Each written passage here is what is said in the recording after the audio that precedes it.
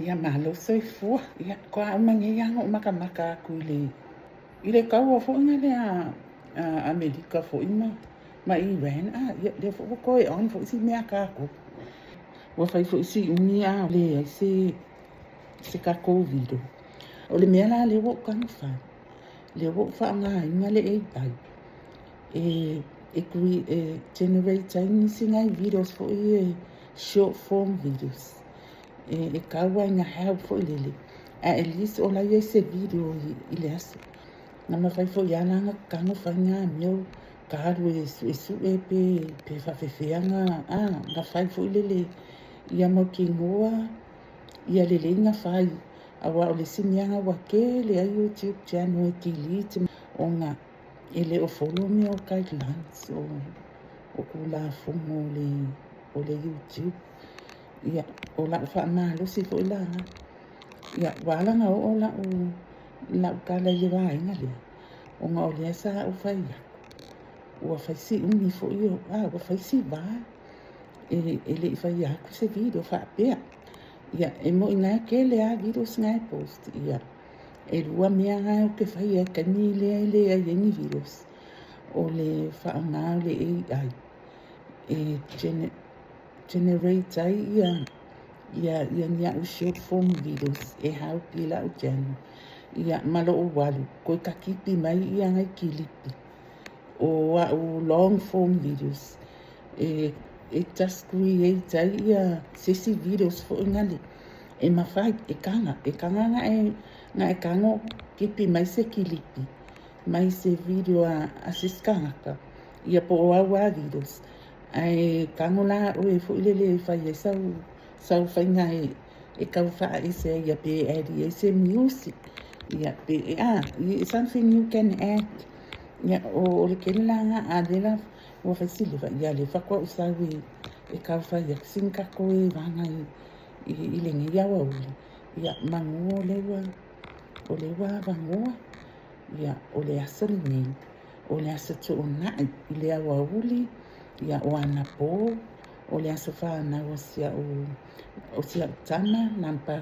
3 ia o makukua o marka ko su ka sa o ke loko e kasi o ko e lua mai ngona wa o silia ko yang na singa ia reach fo longa ia fed ai ko ia le ko alua o le middle 20s ia makukua ka mai ia temilani e ngai mea fo ke fia fa soa kuai fa ia po an ka ko ori ia o le kele a mea masania ai ma ngai wa ia le kani e la ko fo ile ma fo ngau le si ke a fo sina mea fo ia o ke fia kala ngoa ile fia kala ngoa la mea ia mo ila ko le a king style ai ia po ila ko fo o lo ofia fa ngale ai i se mia fo po se video po le a po se study po le a la strako ai ile o malama pe fa fian fa oma ke le o kala mo aku ya o to wa ia o la wei lo wa ke le a wei lo pa ia se kanaka o la ai ia o le ai pe ko ki kia pe o le kuko e kai fa pe nga ai wa ma lo sia kwala ia le ma fa o le i lo le ia e so se mea e break down le ai le kele o isi la inga kusala e fo le int mi anga fa ka vale mai ai le ma fa le kele o le o isi mau mea le o ia le mana malama ia ala kule kala ngona isi mea e pe o videos ia mo fi kala mea ile pa lo kale anga ma ngai kele pa wasi o ma fa mai ile mea le o kele o ke wasi hase a le Facebook e mai ele kan kai o le Facebook o fia ia o ke fai mea ile YouTube ele fa pe fo inga le sa we a le fai le channel ma ke sa o ke le fo yo o le au o le YouTube ia maka ile ke le o kako video sa mua la fo e le YouTube e pe e sili a plenga ia lo wale e fai me fo le fai ka ko min ma le fai ka post ia au ila ia o ma le kele o le anga ngwa yo si mau mia fo e ma fai ngaka wa o mai e lunga le YouTube e ke ai fai e yo research pa wala le mea lo ke fia kala ngwa ko ai la le pa lo ka le anga o ke loa o tatou malanga sa tapua ia le palota ale afionga faipule ia tuia yo kako fia wasa sa kako kapua i nga fo e la o video sa o sila ko ai fo ia ia ma fa manga ko aku ia le road show last week le nga fai ma fai tai what was se vai ngauli fasala la nga fai tuor fai pule ya visekuta ia nga fo sa au fai kawakua ia le siva nga o langa post o Facebook o se a wala fo ile le fo yo ke e va ko fo imala o invitation e se su ko ai ma fifio atu la ile road show last week o le nga la le o mo me le resort ia o ka ko fifia uma ia ka fio lai ke lo o ke mo fo amo uma fo o le ia ele fa pe wa yengi o fa mo mianga po e pe o ni o masa sa longa fo ile o le mea o le wingo o ngai mea le ala nga o ia fa se nga ma fa o le atu no ia awa la wane i tati tonu ina le fa nga malo ai ni se le afionga le li pa le mia ia awa ne i fa se fa makalanga e fa le anga pe fa se nga ia le mamalo le atu no ia o le simia ele manga o ia mawelu vai ko le lai fa ala bela ia o le alma fu anga le ngale manga o ia mawelu vai ko o nga ele o manga o e sui tu la fono ele mana na o sui tu la fono o le popo le nga fo lele kusa o le o e sau mai ia sui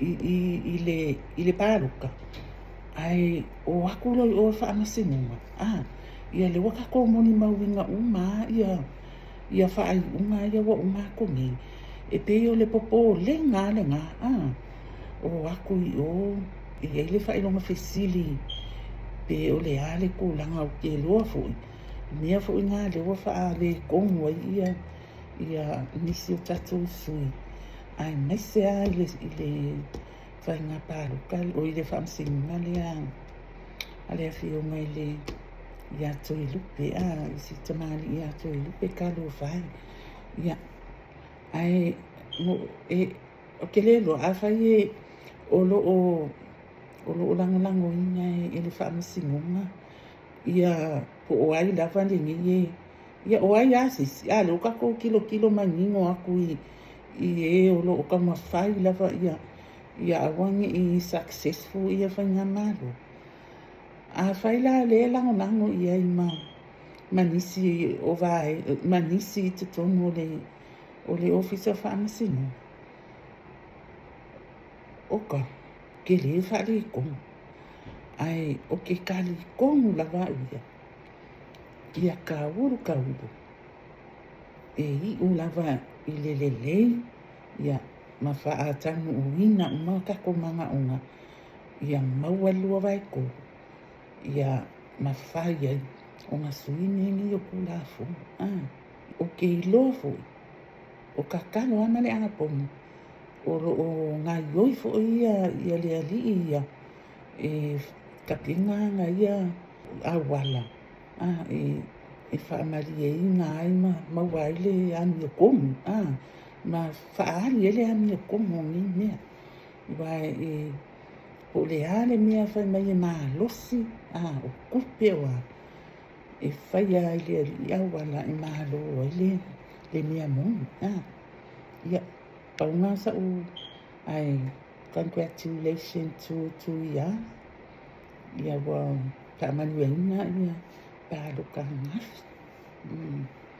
ia Le si mea le ngo maka. O a wo ngo fo fa pe le la sa ni fa ya ku. O ngo fo fa pe wo wa ngalo anga o le si aki. Po le fa kala kala ngoanga la ngo maka ya nga po.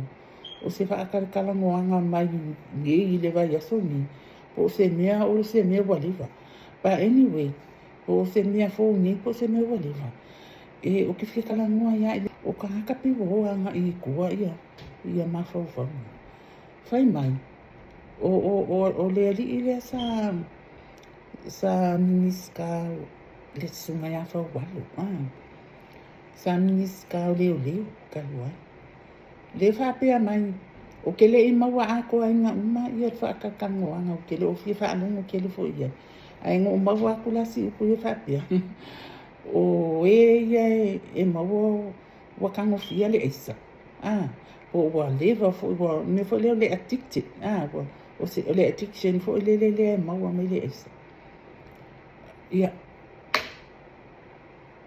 O la wa consider fa mai o mea o victims. Fa mai o victims ia vanga fa pe. Ia. O anga fianka ko o ngai la no makole la. O ka ngaka ia afia ile drugs o victims. Ako o ke mo fo ko ma fa pe. Maybe alanga la ka mo fa mala le mai le fa no le fa makala. Inga ia awanya I confuse ka ngaka ma fa pe ila o ia me ke lo ka lo ke la ko mi. Ia pe ia wa le pe wa nga I ko ma fa o le va nga le fa yo ko ia wa la fa ya ko e fa ya ko lang kala o victims va nga le wa ala e ava de ka fa filosofia ma ya ali si va nga ne kala ngo me fa mai o oi sa la va bien oui ka fi manga kua o ka fa nga mai e ia le ka ko fi feeling sa o loko Lia kusalela ka ka ufa ale o langa ni o le freedom o le afo free o le democracy ai te tonu o te spaia o lo ia le free agency e fili ai oi e awala ni ngalo le nga au mai fo me ku la fomo ku la fomo I ko komo le ku la fomo ia se fulu e ka inga ka ko e ai fo le consequences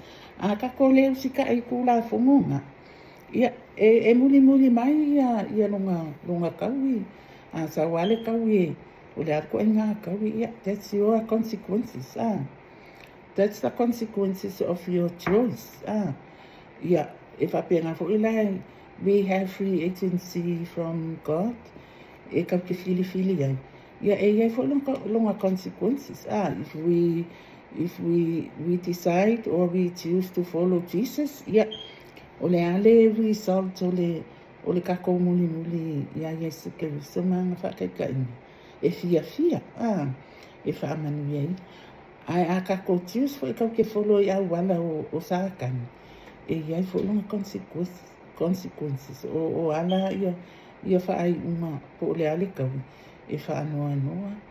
E maua mai ia kali fo e kau ke le e le fa pia e maua ia ka ko mea manga fa no pa ese ko nga a fa pia o se pela o se mariuka fa no ia o le that's part of life e le ka ni a winga ko ia ni ai sis ia ma wale ia ka ko fa no ese mai la ile ka fo ile le pela ka ai esa a fia ia o longa inga e mese ia si fana o le longa kau e fa ngo ia o le e se la fa ngo nga e se lo fa ngo la le fa ngo wa kele ia fia ia ma wa ka ko le fa ngo ma le fia ke le fo ia si fia nga e ma wa mai ia unga o se filima mankua o kako I le oti we don't decide ili fapia pa o I le kangaka e te kinga le drugs o le decision na sa fai o langa choose ele fapia la e alu juice e take le drugs. Ai alu ke e loa maua lo ia afianga pe o mea wa kupu mai. Ala wa fai mai o ia le victim. Koe fai me kangaka o le victim. Na ke ia wa victim. Sole. Ia wa ole sanguanga le ngā a fai walo le a fai mai. Fai mai o kangaka ia. O kele o ko fa ro ngo ko ka mai ia fo mai ma sa ili ia ke wo se pa sa ili nga ia fa ile ko nga fikima ai le fa pia o consider fo mai ma mangilo ia o la ko o ni victim e ni fa ma singo nga ila lo makole la nga ave se ka ka ai drugs i se wa ku pues fa la vela ve lungo drugs nga fa ma halo nga o ia o le victim na ke ia le ai e maybe o le victim o le circumstances o le victim o drugs ia e ke le ale mele no ma fo se foi pole as fa makalanga e fa la ukile pa a ele fa pe e alu tisai e take le drugs nga umale wale anga le ale fa le kongo ko en ma longa ina ma ala wo consider e ka ko o le victim. That is so stupid. And ele lo po fe me ama yengi ko nga ma fa fa. Yeah. Ole victim ole situation. Ole victim ole drugs. Ba ele o ka kele kilo ile kangaka le as a victim. O nga mea situation ele va yengi kingo o mea fo I o mea ka ke va ai o afianga o afianga ai o le kangaka ia lenga tisai ma juice e take le drugs ele o se victim fa mo le mole ya ku ese la ma fa ave ese ma fa ma le mea nga o le kangaka la e taking le drugs o se victim awa ele amaya ia le leipo inga o kangaka nga ile mele o le victim e hao pai ile kangaka le nga e awangi ko e faya wala le la fa alongo ia le ke le fo iskaka ma ke ia le wa ai drugs ai ya mal ma fo o ia o le victim la ke no that is so wrong yeah ia a ko mue ese uma ia ese uma ka ko ia mama fa ma ia ile mele nga le video le nga ka ko kilo ko fa lo nga le ise ni information fa pia I drugs what addicted kusala ole menga ka ole addiction wala nga decide take nga fai ya le ala nga ke lo le ya le afianga ele fa pia ele ia wea ka nga ni ia afianga o meu drugs ole mele nga saka ka wele ka mile nga mawaloa ke po le ar ka usanga nga ke lo wa liva saka lo anga fa anga yoilo ma fai lo ni polo kalami e ti nei ai ele drugs ia ma soani ye ele fa pia fo I se longa ke ai le drugs ke taking le drugs nga fa ko a fai long pokalami e fai la fa pokalami e pui ai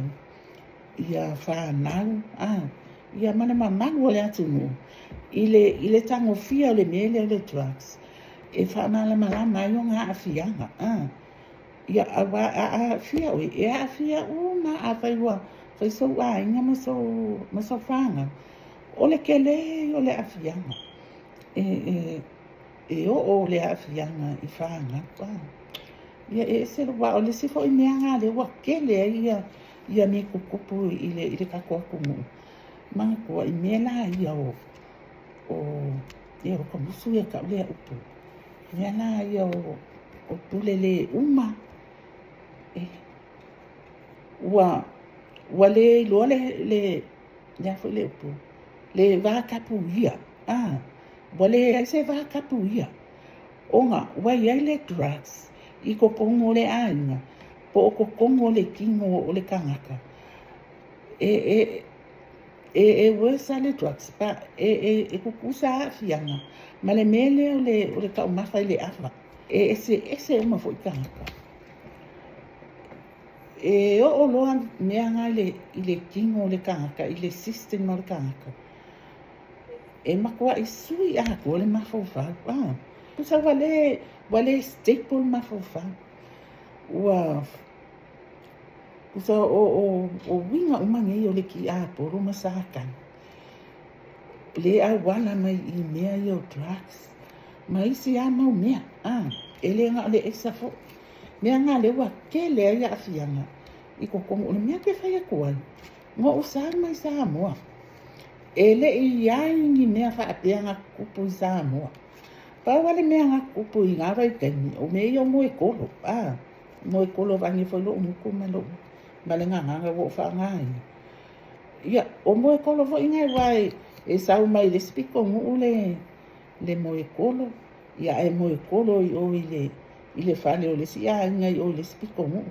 Ele, ia, ngana e afu. Ngai e le, o ngai a kongu e mawai whan moe kolo. O lai e lunga o le. Ele o kolo o sia le pantry, because o se si mai o le si a inga, e aluanga I o le si a inga. E whapenga. O mea ia le kukupu mai I le ngi vai kaini. Oi, o ke le pese luma o se a inga makua I luma. Kua I, very so disgraceful. Ia, e pe o le mea nga makua I o ka, makua I o uofu. O nga o le a, o ke iloa e au ia. Ole aisa ia na o nga. O nga ro ia sa nga o fo ia lo ka o langa I nga me ai le umi fo le mai le kele. Kele pe yo I ngole au kingi na o ke ngu fa ka mali ia. O ke lo ia o ia o walava ia lava lo. O ke lo fo ia o ia le kakao ia le kakao. O ke le O ke le I whaia fo le mele o se ingu I luma o so kuangani e sa. Pe o ke ingu fo le ngā fo e masi o vai ngā ia kaka ia usiva ia mako waku ia o vai ngā fo le whinu ia. Ai saka I loa ka ika ia le maalosi e kakaunga umai. Ia malanga kala kua I le kaiminga e tua paka I kalifani. Ia nangka savali le ia mi. Mea whenka ngai loa e kuangani. O ka ika le e o ongan pa. O nga o lai mai ia lai ka ke sa le ia kuai. E le peila o si vai ngā a whenu ia e ingoa ngā. I le mea le whai mai e le silo makua. E ingoa le me pa le ngo o vange.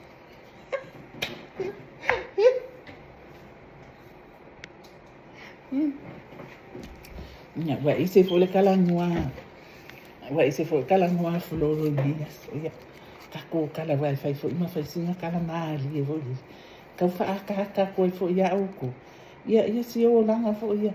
Ia ai o ke ni nga ia wo va mali luas fo mo ko ka sanga. Ai man ko o ke ni nga e sa la va. E street ta ia le ina ma. Ai me se ka kuanga ngani. I meio kangofia o mea ia a vai kaimini o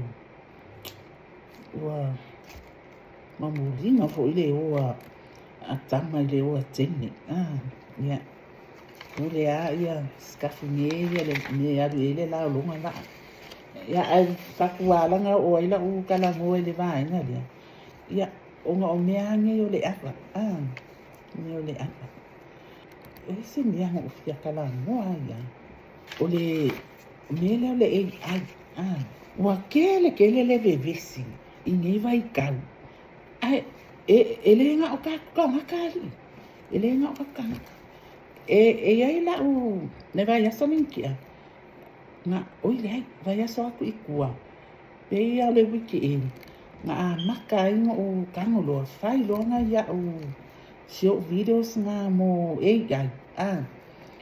O AI ai whao ngā lo o image. O le image o image a o au ngai whao ngā. Ai a wha apea e ese image e ko ke sila aku e pe iwa e se au fōrina. A wha apea wa pe o kau whaisio ula I kiki, pe wa kau whaisio o makua, pe wa kau whaisio o pa pe ia, po mea fo inga wa kau whaisio o au le kele. Ia, ele o au ngai whaia ia de suinga ngā. O suinga ngā e sa wai le ai o le kele au sia o video ngai wha ngai le AI generate ele AI. O ngai e akania mai anga I o wa pretty face. Ia ko mali le. Ia turo lava. Ia e ape manga o ke whai aku o ugly face. Ia e maua fo I le sika I mea nga. O le ala vale ko ai ngā generate e umai fo waka akia mai runga o video. Ia, o ke kalia I ngā mali whaafikai. Pa wale mea, a wange I o soli ngā le ia guidelines ale YouTube. Ma le se mea e kakai wanga ngā whaailoa. Wai ai mea ngā e tik. E mea ngā e tik ai ke le I public I ngā lau video. E tik ai yes. O le AI, e kusa apo whape o lo image po, pa a whape ia singa ngā luenga la kiki a le AI, ngā whai ai I lau video ngā, e kakau anga e kango tiki, yes. O ngā le a whai ngā ia le o lau channel. Wa, o le uke, o ke makamaka fo ia I le kele o videos a isi fo I creators, ia, wa kele fo I creators, wa fia kausanga, wa delete ele YouTube. O ngā ele o follow ia guidelines o whainga channel. O le ko kele ala e mafua I le AI. Wa le kele o AI, ele ngā o kakanga. Ma kua le fia ai AI. Le fia I kangaka lai create ia pese ma videos whaonga po wa lava le whaonga le AI. Pa o le ua move in male lalo langi. Move in male lalo langi. O maa kofo ila ngei makukua. Whaia lai ma whai. Piri whape o ufosi akua pa. O leu ke se akua because o a ufo I or kangaka makua. E iai ia le au la iki ia. O ke wa ai aku.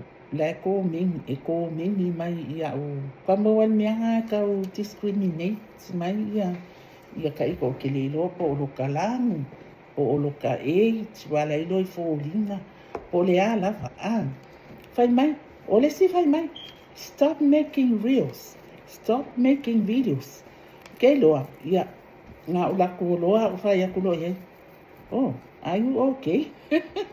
Se lo ngai fai mai YouTube, stop making videos, stop making reels. Nova koa stop lola ia. You got no business to tell me what not to do and what to do. Just get lost. Ai like. O le si me ke fia aka. O lo la kuke liki ai I le kangaka lia. Ia. O ma fo ila le mele ma wai ka ko Facebook ke le ai Facebook ele ni aka. E aka mai I le mangu, aka I le la au, aka I le mea pise ghost, mea whapenga. Ai si aki aku ia subscribe. Ia o lesi penga al se furu rima. O lesi. E lai whako api kau amaka. Mo whapere maybe o la lava ele o familia. Pa ering Samoa. Pa o lo kei loa. Le iei kakanga kai le fia nere o le ia. O le ale fia la. O le wasui laula. Nga o sa mai Samoa. Ele ai ma se a ngai kua mai ngai loa pia. Okay, lo fo ia pia ia mo ia ai le mo. Ngai se o ngau. Ngai se masinkania. Pe ngai ni ni o ngau mo kesi. Ele ni ngamia. Pa le o ngau mo lo ke man ko le o ngau mo fo ile le pam. e kasi an maka so lo le ia ma le siku nga o nga munga lang pai pai e ele o nga mu e lua maka e pamu ia o le suinga nga lan le wa nge le la wo o mai vai kai mingi wa ia fale ka ele wo o kuama wa ia fale ka ele kongol fale wa ia o nga mu wa ia masinka mia ia le lopo wa ia mangi trials o ke le makingo wa o le suinga nga o mai fo ile inge ia kongo fo ifa ia o a la le la fa makala o ia se fa makala mun ai o le sfaka ka inga le suinga nga mua sa o le post office e pe ia me o pili e o le post office nga uma le post office ma fainga e vili lunga le telefoni kala mua sa ai o le officiale a fa pio o le nga le pe ia le kesi ia e ke vili sa ai o le official nga pe ia lau vai pe lau pili fa nga lau kat ia nga umala ia wale koe wa o i lunga e kokongi lunga o lau akant o i fai le pi pe kusala le pi pe e alu ese sa o mai ale pili i le kar le o e fa nga e fai ele e pe ia ia pili nga umale le pi pe wa ma fai nga e alu i lunga o lau akant e alu ese ai le pili ia o le si mea direct debit e ma fai nga ave ese ele wila pula lava le kupe mai lau account ia o le kai mingi o le o i lunga le mea le ka o le pay IT ba ma fai anga se nda ko le kupe ina second wa ka o i le sika ngaka lau le kupe le transfer tonu ele io o umai ele io o esa mo ma ngana ia o le wa mafai le wa le va fa ki mo ni ya ku ia le wa ia le Apple Pay e ke le ko manga o mia se physical card e ke ia uma card ko mo la telefoni ia ngalo la ko tap e o fo ile ka le ala fo i mafai nga tap le physical a sa le mafai sa fa me ngale e insert le card ko mo masingi nga pe ia le of FPOS ia o so inga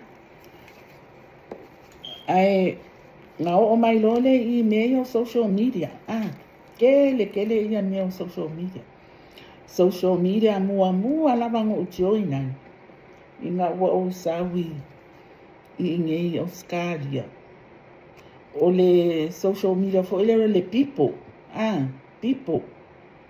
ela malesi malesi social media wa ka fiu e ka uma fa wa kumi sa lua male people ai kele a ka ko ma ko ngi ya mesia fo ya ka ni silo ngi Amerika kele a le people nga lua le people ai adu lo Facebook 2011 le po 2010 le Facebook ia ai le unia ai ka pungi lo le people ava le kele o ka fei kai male fia le people wa o le kele o siaka a le manga ia fo ia le nga social media e se le ka fia ia usa e kolu a hati le aso e ke kangola ki va wela u hati isi kanga fo ile le ke manga ki va wela ia umaloa hati nga e kolu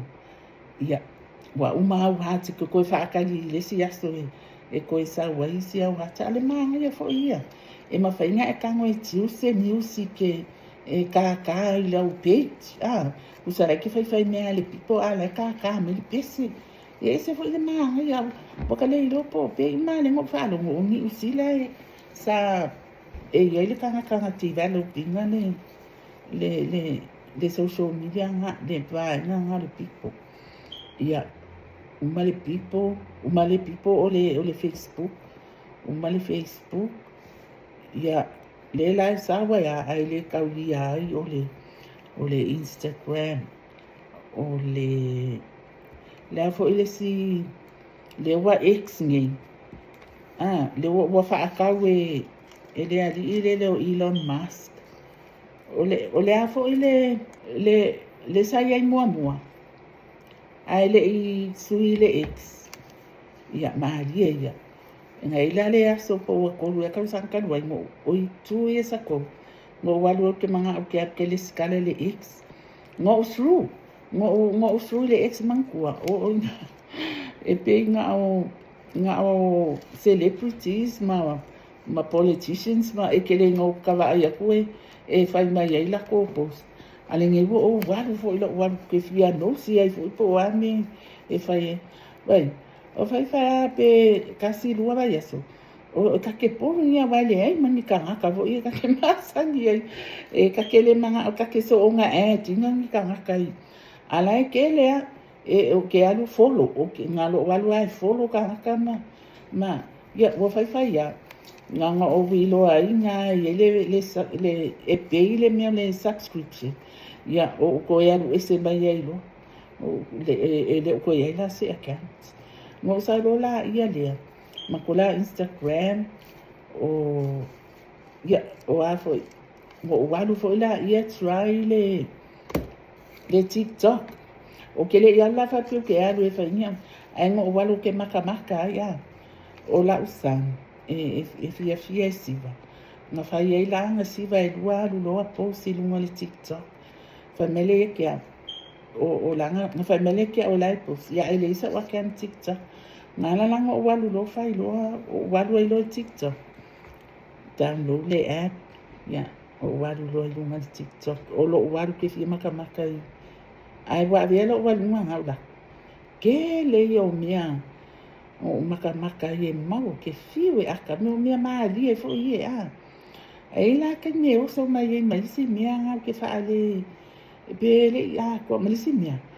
a wa nge le TikTok ka ko la sa fa ya le me ka mo aka ya ia ngai ka ke folo ai e ka ke fiwe aka ila ko ia ba fai be wa sa va le lo va ya so o fa pe fe o ka se kai ni mai ai le ni e ke le o va fa ni o me ngalo wa lo maka ya o ka se kai ni mai wa le va ke lo po le lo a fes fu fiku ia o se ka sa po lo a fes fu wongo o wa lo ai mo wa ke lo o ko delete lo mala o self control wa o e ya I ka le control o ka ika o fa pia o nga ole o ka fia ku la le aso nga lo sa fa mo aka I mea ia a le alu ya ma le aso ya ma ro misko nga le sen ya ya nga fo ya ma misko nga la fia ya la le la mea ya ni o ke le o me le kanini ke le ko o se TikTok se longa kalangoa mai si ma TikTok nga ai le ana le ke ona pele tente fo ile le o ke alu le TikTok a o pe no va le Facebook e o fo le Instagram e ia la account se a wa e o mai ke mi ko ngalo e ke ati te yo sole a la ia la account too much e wale lo ia le ana wo ngofo ai ile Facebook le ana wo o ilunga le YouTube usa ole winga la kala ole mo vai lunga le usa la ucheno nga create le lua fe lo sfuru ai nga create fo ile le meanga le fia lua po how to create ia nga fa fali ia ki ia lo le account ya ala ngofo ai o Facebook ka sanga la le nga nga wa uma fa po nga se unis ke le ya wa kama u se swa mo ai lo telefon o fa pia o fa se mia ke le manga o se uma yo o fa pia lo la wa lo try le YouTube e save uma me yo ke no su ke wa le lo ai se entela ke le fo mi va e cost for ye e fa ka wele storage e sawa ya ai ko o mane ango ngi na virus ya ile kamila nga apelila Kusala o le whaingola o malea o ke iloa ke makamaka kuai ia i le mea o monetization ma o whape i ke le lopo aku pe mawangi mea ai. Ai peila o mau o kota ia mamanatu le lea sa o ke folo ai ia mo makamaka makalakalanga o ngofa le o whapea ia ianga o walu o e whaangale channel e se iwa kua ia me ia ma o whai mea ia a kongu ai. Ai ke iloa, o vai aku, wa ia o usanga o walu ku o ai video si o whai ponga si o mis. Ele penga le lua ia subscribers. A wanga le kasi ale ngei video. O le video le asfanga o la utura. Wa liva. Ia mo kango a posta i lunga wa. Fasi liva. Ai nga le lua. Ai pela o la o wa kuloa ia waka ia o vai aku. Wa me ia kwa ko kiki aso uma wa ko subscribe ka vana. Se ia o ai lunga le 40 something. O whapea hui. Ui a lele ai whai ngō fia nga maua ia. Ia la waru loa lai kuli le 44 hours watch hours. Oi 4,000 watch hours. Ma le 1,000 subscribers. Ia le ngālang. O kangale ia whai a kwa anga i mea ngā. Au kele i ai masok mawhawhang. O ke sau e whai ak se video lea whapea. E ai masok mawhawhang ngā vai. I have fear. I had fear for le o ke le fear pa o ke fear i kangaka. Whapea. I ke wawa ai i fo ai. E le ngā o kangaka i o maisi. But even my own family. Ia ai maise ala la whanga. O la whanga ua fiu ia ke au me lo Facebook. Ele ai masese o la whanga we e active i le Facebook. Pe kasi ase. Ele e fo i ala whanga we le ai ni Facebook. E fia ala ko me o Snapchat. Ia o me la whapea i. Kili whaiala, kili ia rua, it's right, what too much stuff, it's right. Yeah. I whapea e le last, e aka, e plai le. The photos only visible for just a short period of time. Yeah. Ngana kele inkale sela ke mga ole mea I posta kuango for it. That's my other way of saving my memories. Last year, I ukele iarusa mo le paluka. Usanga walu. Wa o ilunga le 80 something ia subscribers. Ia o foi mai lo mai samo. O la video mua nga post. Mo va ai ko ai lo. Wa over male se la mo ku subscribers. O la video mua nga post ina wa fu i mai samo. Ia a kilo ko ala I watch hours. Fa ke le lo po le ka usanga na ma wa ni watch hours. O le ke fia le alo wi fo ale subscribe. Alo ke va ia ko fa le ko o ki a watch hours. La ngai mo ia la wa ke le video sa ile uni ele ke le fo. E pe only like 20 videos. I only le videos of 30 minutes, 20 minutes. Yale unyama kama most of the videos 10 minutes, 15 minutes. Ele kai nga mawani wat ikokongo le 12 months. Yeah. O ngala ngofo lo fa pia. Yeah, me kele kama fa ye e ke ngofo ma fa lani o videos fa pia. Nga kala ngoa fo le po. So se mea, paule mea, ia kuli e ni watch hours. O le mea la le, kusale la wha koko aku. Wha ina salsa wa. Ia, a whai ko ke kankanga iangi. O ngā ua o ilunga le 890. Ko I ki a reach le 1,000. Ai, nga monetize ala o channel. I le 5 se lau subscribe. Kusanga kele yalunga sa mo wa manitas e mo yala ai manga o mi ale 1,000 e unlock mai ai si vaenga o le monetization o le channel a le YouTube ia e pe o le mea la ngako i kiki o le mea o le si mea ke fia kaua o le watch hours wale ai so popule le watch hours wale ke loa kusa pe le postinga ia se video le aso ma le aso but there's always someone or always 2, 3, 5, 20 people or like keep watching the same old videos ai po alu ka amilo live it's not be my ya floroma ma nga faso alu ka amilo wa fiu fo e fa ro ngo me al polo kiki ya fa ko a fi ma o le video ai wa fi ma singa ka ngai pu ole YouTube ile o jen ya alu le wa uma mea maka wale loko ai si mea ya fa ko a fi ma but at least ola ya se video e entertain ai oi pe occupy ai lo kai mi le si kai mi wa le ayangi ni ka ko video se ko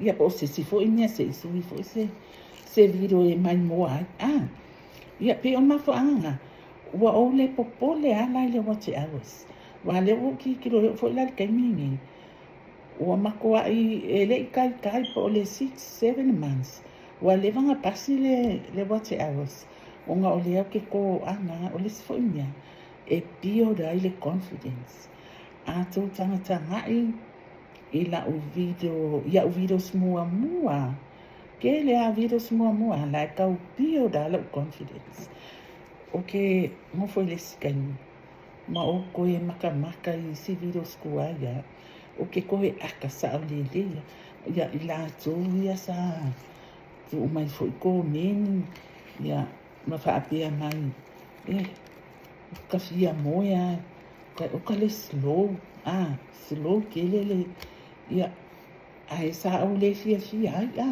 sa o ti sapon sa ia e awa ia ki ko mini na ale la pe wo ko maka i virus na e sa o le ko ai nga o moya ku i lunga o le kenra i le fanya o ke lo e mafua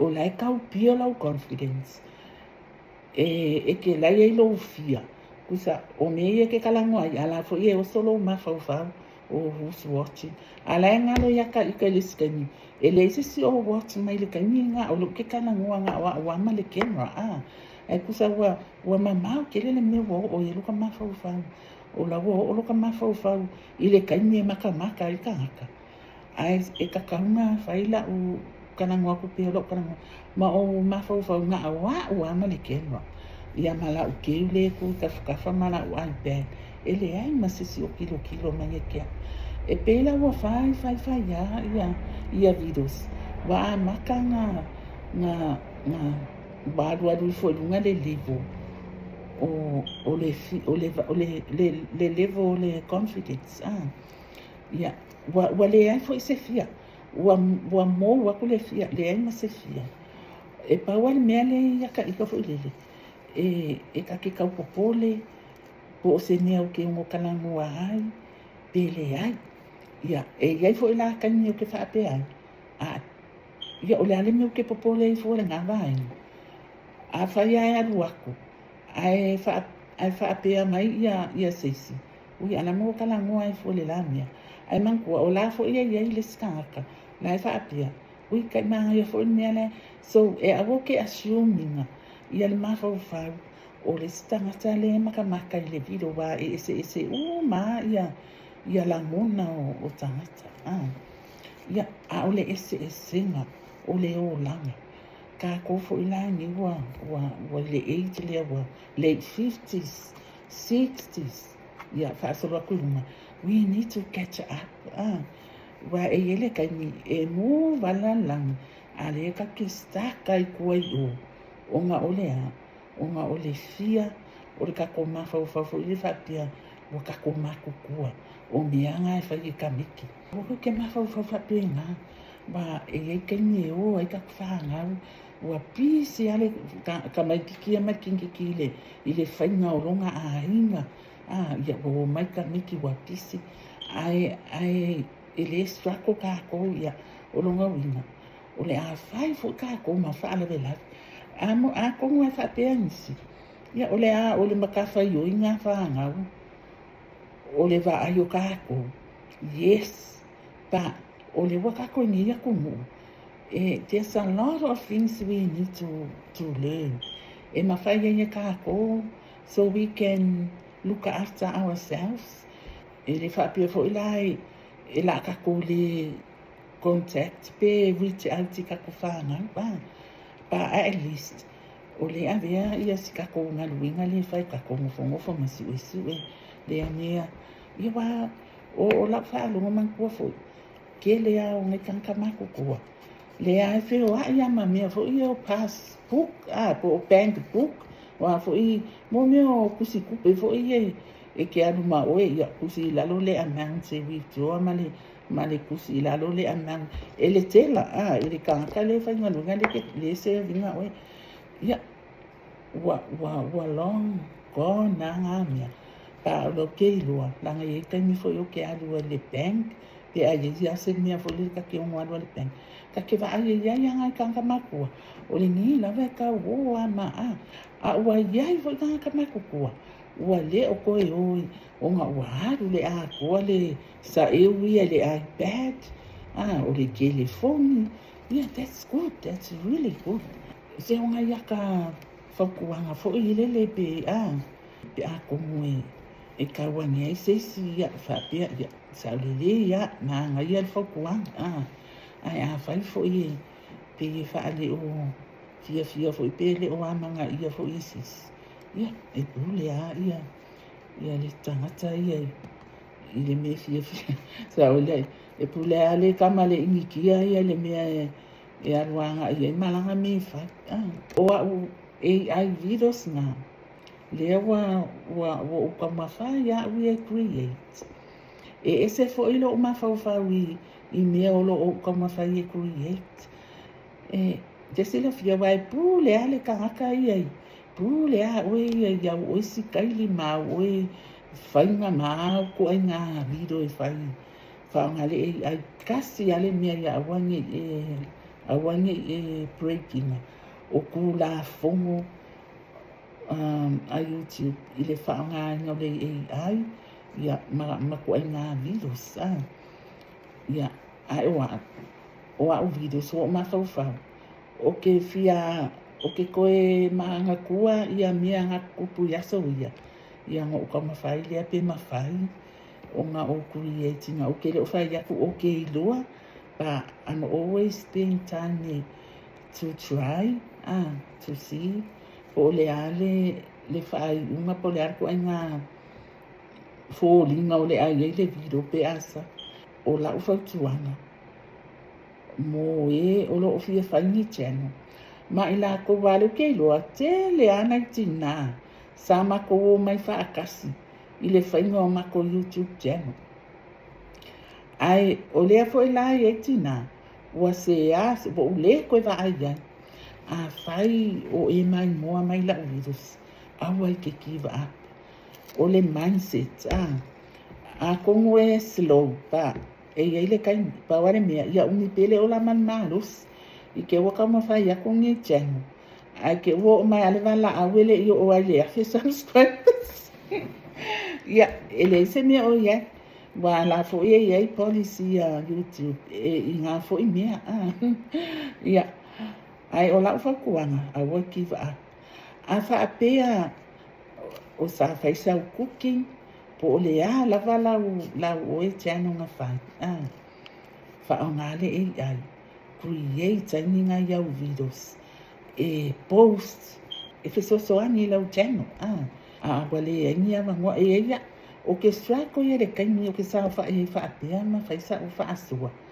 pa ngo walu loa lea whaongale AI o a kango e koe kat mai ia singa script o au video so mga fan se pat fo le o ia singa le songa fo le au nga po se pate malie e ke ilua le pato le fapia manga yala le la kano e kati me le ai post ia ko ina me fapia na e kanga e mafai fonga e alu kati mai ia o ke ka fai ke ai lo walu kati mai ia langa e ka kaunga o aspe mission pe ni ke wa fa ngai ma ele ole YouTube ai ole ka le ungal videos ai a fa pia o mai moa mai sisi ile video nei alai o ke ya pe o katinga script o lako fa asua lako videos ya let me know ya ai se yo fa asolo aku ya mo ole anganga fo ile ya ola pe ale channel okay lua okay lo o videos mua e fainga ka ele fa pe fainga fi langa ole fa ko afa ai lo aku fo linga ya malo fo itata iluma I kokongo la o ya community like me mais ya pe ole community ya sa mo ale jacket e mako o to foi la le fa lango ya le watch hours mane subscribes ya ai okay lo o nga o result o le watch hours o le ke le lava ele makamaka ai o le ko akele fo la ko nga ele o subscribe ona fesilia ya le o floro maletani o na loto pe asia e ala inga le subscribe ia isi ila o channel fa yo se anga fo ile ele oka ona oka fa angua ya oka musua ni ke wa makamaka mai se mo ikolo ile video pa o la malanga ia se to o la malanga ile si pitonu o Queensland o Brisbane I ole me ka o kamaki e po ele fapea like 10 hours ia wa afai no ese mais I Brisbane ile lua le vavea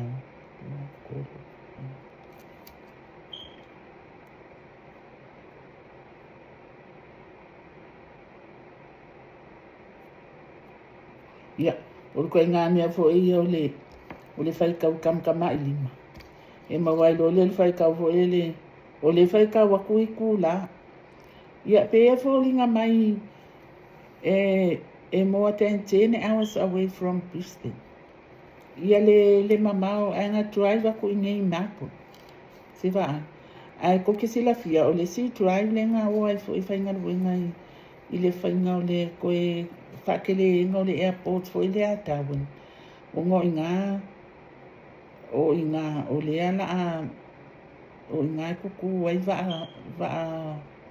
va kawa Amerika e pui e Pasifika yanga o ai fo ile o la ko e ave loli ilunga drive ko ke ali maso nga o ai awa e anu le va alele I Melbourne I Darwin ai po le se me le filima I kula ai nga drive akulu va nga le la longe ilunga I Darwin usanga nga usu le kaya o le so nga fua ai pe anka mu le fia le so I feel like so coffee or Friday. That's how far. Yeah, and I malu, but that's too long to drive. Le la ko e fo ila ke nini o lunga la Brisbane. Pa I ngai Queensland. O ngala le o le la I'm alone at the moment. Ele fa pe fa ngale vo 5. O le ke 5 nga awa ko mo le fale. Ya pa o se kala nga fo ile wala mo ka wa. Ya wa kwa ya tale fale le ni kan. O se fa so nga. Como fa fe kai pe a fa o mali e mai la fa fofonga Ia po o mau fo isina mea kau fai singa au ngā a ko ngwele au ngā kili a me se ala me leo le channel e ka kilo iai o ke wisa ia me se a ko ia kala vo yu ka ple ma ko ia ma ku kuai le o mo ki ngo po ko ke ling ka sanga o ko ko a o ko ia kala vo o mai fa ma lu se fai le channel se o nga oi o le mafua anga wa o le popole ai langi wa te awis o le wa ke le anga i virus le a ke lo ala makamaka isi yo ai virus mai last year o la kawa nge ya isi makamaka o ke lo ai le result o ru te awis le ya fai ngai virus fa pe nga ya mako anga fai au short virus o fe ale me ke aru yai especially when you go for a holiday, sisi ako nguo, ya po sisi state, try to take some videos. Ole lalo langi. They like seeing other parts of the world. Afa pe foi la wale mafainga ku vai. Olai lo ke loa I meo videos ye lungo le. De lungo le ole YouTube. Ya. Ya, o se fa so le na. Ya fa talo fa tu. Ia le fa ia te oto malava mawhai o nā whaafofonga mai ai mai se ana yo te nā matamana tua ia o le loa loa a koa o pa ia mamamaru o Samoa o e o mawhainga maarua mani ngai viro ia ma whaako ai fo ile ni kai so le wo whaakasi whaakalufa ia ma le whaato whaa ia manu ia tele ale ni ia fiafi o le ala vale taimi lo tula o le kaimi I nei o le aua la afale omo la afale lima almost 5 feet ia ai whaato whaai no le afo I se upo ua sasi I lau whaafonga mai ia whaamangalo ngai lea whaa po o flow ia o pe a ke se upo ua le tautamani I lau whaafonga anga sa ngoa alo whatele to whaasoifua.